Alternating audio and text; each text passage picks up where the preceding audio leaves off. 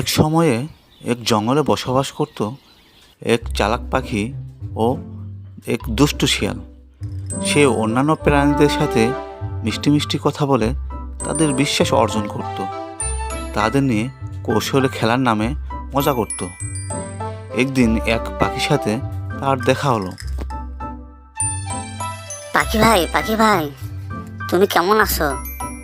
তোমার কণ্ঠ কতই না সুন্দর, কোকিলের মতো মিষ্টি কণ্ঠ তোমার। পাখিটি তার প্রশংসা শুনে অনেক খুশি হলো।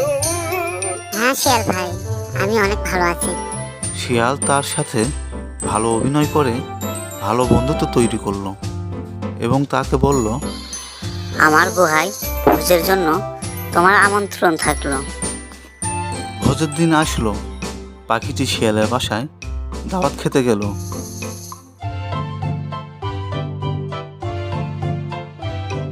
শিয়াল বলল, আমি আমার প্রতিশ্রুতি অনুযায়ী বড় ভোজের আয়োজন করতে পারলাম না, দুঃখিত পাখি বন্ধু।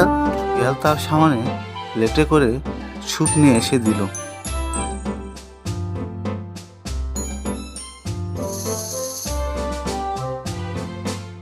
বেচারা পাখি তার লম্বা ঠোঁট দিয়ে স্যুপ খেতে পারল না, কিন্তু শিয়াল সহজেই তার পেট থেকে স্যুপটা চেটে খেয়ে ফেলল।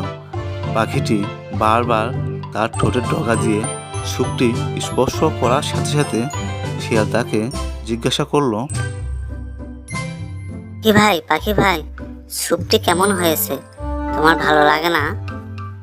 তো পাখি উত্তর দিল, ওহ, এটা অনেক ভালো, কিন্তু আমার পেট খারাপ, আমি স্যুপ খেতে পারবো না। আমি আপনাকে কষ্ট দেওয়ার জন্য দুঃখিত। ও শিয়াল ভাই, দয়া করে দুঃখিত বলবেন না, আমার কিছু স্বাস্থ্যের সমস্যা আছে। আপনি যা উপভোগ করেছেন আমি তা উপভোগ করতে পারছি না। আপনাকে অনেক ধন্যবাদ, আর আপনার জন্য আজ বিকেলে আমার বাসায় দাওয়াত রইল। এই বলে পাখিটি শিয়ালের আস্তানা থেকে চলে গেল। আর যেতে যেতে ভাবতে লাগলো কিভাবে শিয়ালকে উচিত শিক্ষা দেওয়া যায়। এর আগে শিয়াল পাখিটির বাসায় চলে যেতে লাগলেন।